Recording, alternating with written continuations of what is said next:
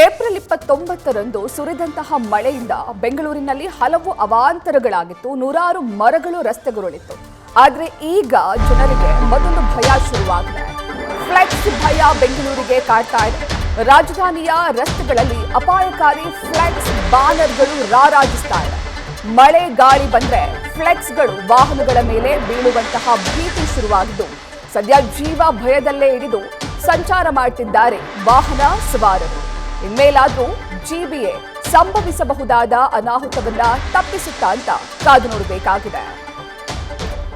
ಇನ್ನು ಕೂಡ ರಾಜ್ಯದಲ್ಲಿ 5 ದಿನಗಳ ಕಾಲ ಮಳೆಯಾಗುವಂತಹ ಮುನ್ಸೂಚನೆಯನ್ನ ಹವಾಮಾನ ಇಲಾಖೆ ನೀಡಿದೆ. ಮಳೆ ಬಂದ್ರೆ ಎಲ್ಲಿ ಮರ ಬೀಳುತ್ತೋ, ಮರದ ಕೊಂಬೆಗಳು ಬೀಳುತ್ತೋ ಅನ್ನುವಂತಹ ಭಯದಲ್ಲೇ ವಾಹನ ಸವಾರರು ಸಂಚರಿಸುವಂತಹ ಪರಿಸ್ಥಿತಿ ಇತ್ತು. ಈಗ ಫ್ಲೆಕ್ಸ್ ಬ್ಯಾನರ್ಗಳ ಭಯ ಕೂಡ ಬೆಂಗಳೂರಿಗರಿಗೆ ಕಾಡ್ತಾ ಇದೆ. ಯಾಕಂದ್ರೆ ರಸ್ತೆಯ ಇಕ್ಕೆಲಗಳಲ್ಲಿ, ರಸ್ತೆಗಳ ಮಧ್ಯದ ಡಿವೈಡರ್ಗಳ ಕಂಬಗಳಲ್ಲಿ ಒಂದಷ್ಟು ಫ್ಲೆಕ್ಸ್ಗಳನ್ನ ಹಾಕಲಾಗಿದೆ.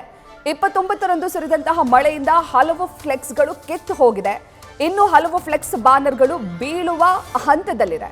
ಹಾಗಾಗಿ ಮತ್ತೆ ಏನಾದ್ರೂ ಮಳೆ ಆದ್ರೆ, ಜೋರಾಗಿ ಗಾಳಿ ಬೀಸಿದ್ರೆ ಈ ಫ್ಲೆಕ್ಸ್ಗಳು, ಬ್ಯಾನರ್ಗಳು ಮತ್ತೆ ನೆಲಕ್ಕುರುಳುವ, ನೆಲಕ್ಕೆ ಬೀಳುವಂತಹ ಸಾಧ್ಯತೆ ಹೆಚ್ಚಾಗಿದೆ.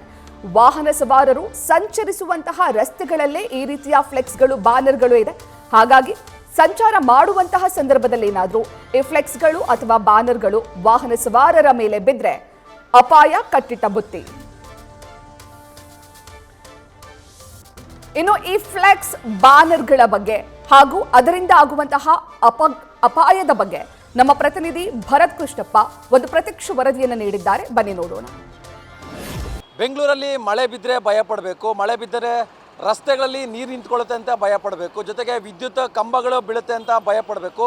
ಈ ಎಲ್ಲ ಭಯದ ಜೊತೆಯಲ್ಲಿ ರಸ್ತೆಗಳಲ್ಲಿ ಓಡಾಡೋದಕ್ಕೂ ಭಯ ಪಡಬೇಕು. ಯಾಕಂತ ಹೇಳಿದ್ರೆ ಈ ರೀತಿಯಾದ ಫ್ಲೆಕ್ಸ್ ಬ್ಯಾನರ್ಗಳು ಕಂಬಗಳಲ್ಲಿ ಕಟ್ಟಿರ್ತಾರೆ, ಕಿತ್ತೋಗಿರುತ್ತೆ. ಜೋರಾಗಿ ಗಾಳಿ ಬಂದಂಥ ಸಂದರ್ಭದಲ್ಲಿ ಆ ಫ್ಲೆಕ್ಸ್ ಬ್ಯಾನರ್ಗಳು ಕಿತ್ತು ವಾಹನ ಸವಾರರ ಮೇಲೆ ಬೀಳುವಂತಹ ಚಾನ್ಸಸ್ ಇರುತ್ತೆ. ಅದರಿಂದ ಟೂ ವೀಲರ್ ಅವ್ರಿಗೆ ಸಮಸ್ಯೆ ಆಗುತ್ತೆ, ಕಾರಲ್ಲಿ ಹೋಗೋರಿಗೆ ಸಮಸ್ಯೆ ಆಗುತ್ತೆ, ಅಥವಾ ಟ್ರಕ್ ವಾಹನಗಳು ಯಾವುದಾದ್ರೂ ಹೋದರೆ ಅವ್ರಿಗೆ ಸಮಸ್ಯೆ ಆಗುತ್ತೆ.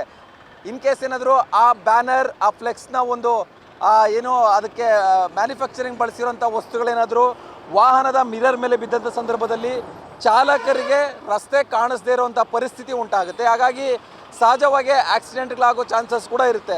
ಅದರಲ್ಲೂ ಮಳೆ ಬಿದ್ದಂಥ ಸಂದರ್ಭದಲ್ಲಿ ಅಥವಾ ಜೋರಾಗಿ ಗಾಳಿ ಬರ್ತಾ ಇರುವಂಥ ಸಂದರ್ಭದಲ್ಲಿ ಈ ರೀತಿಯಾಗಿ ರಸ್ತೆಗಳ ಮಧ್ಯೆ ಕಂಬಗಳಿಗೆ ಕಟ್ಟಿರುವಂತಹ ಫ್ಲೆಕ್ಸ್ ಬ್ಯಾನರ್ಗಳು ಕಿತ್ತು ಗಾಳಿಯಲ್ಲಿ ಹಾರಿ ವಾಹನಗಳ ಮೇಲೆ ಬಿದ್ದಂಥ ಸಂದರ್ಭದಲ್ಲಿ ವಾಹನ ಸವಾರರಿಗೆ ಅಪಾಯ ಆಗುವಂತಹ ಚಾನ್ಸಸ್ ಇರುತ್ತೆ.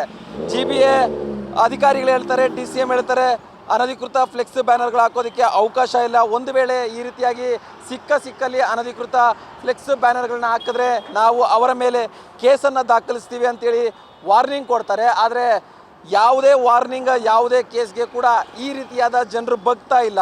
ಸಿಕ್ಕಲ್ಲಿ ರಸ್ತೆಗಳಲ್ಲಿ ಈ ರೀತಿಯಾಗಿ ಕಂಬಗಳಿಗೆ ಫ್ಲೆಕ್ಸ್ ಬ್ಯಾನರ್ಗಳನ್ನು ಹಾಕಿರ್ತಾರೆ. ಅದರ ಒಂದು ಪರಿಣಾಮ ವಾಹನ ಸವಾರರಿಗೆ ಅಥವಾ ಪಾದಚಾರಿಗಳ ಮೇಲೆ ಬೀಳುವಂತಹ ಚಾನ್ಸಸ್ ಇರುತ್ತೆ.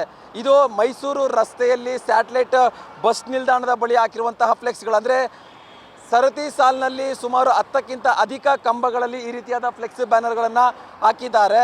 ಇದು ಕೇವಲ ಈ ಒಂದು ರಸ್ತೆಯ ಒಂದು ದೃಶ್ಯ ಮಾತ್ರವಲ್ಲ, ಬೆಂಗಳೂರಿನ ಹಲವು ಕಡೆ, ಹಲವು ರಸ್ತೆಗಳಲ್ಲೂ ಕೂಡ ಇದೇ ರೀತಿಯಾದ ಒಂದು ದೃಶ್ಯಗಳು ಕಾಣಿಸುತ್ತೆ. ಅಂದರೆ ರಸ್ತೆಗಳ ಮಧ್ಯೆ ಇರುವಂತಹ ಕಂಬಗಳಲ್ಲಿ ಈ ರೀತಿಯಾದ ಫ್ಲೆಕ್ಸ್ ಬ್ಯಾನರ್ಗಳನ್ನು ಹಾಕಿ ವಾಹನ ಸವಾರರಿಗೆ ಜೊತೆಗೆ ಪಾದಚಾರಿಗಳಿಗೆ ತೊಂದರೆ ಕೊಡುವಂಥ ಕೆಲಸವನ್ನು ಮಾಡ್ತಾ ಇದ್ದಾರೆ.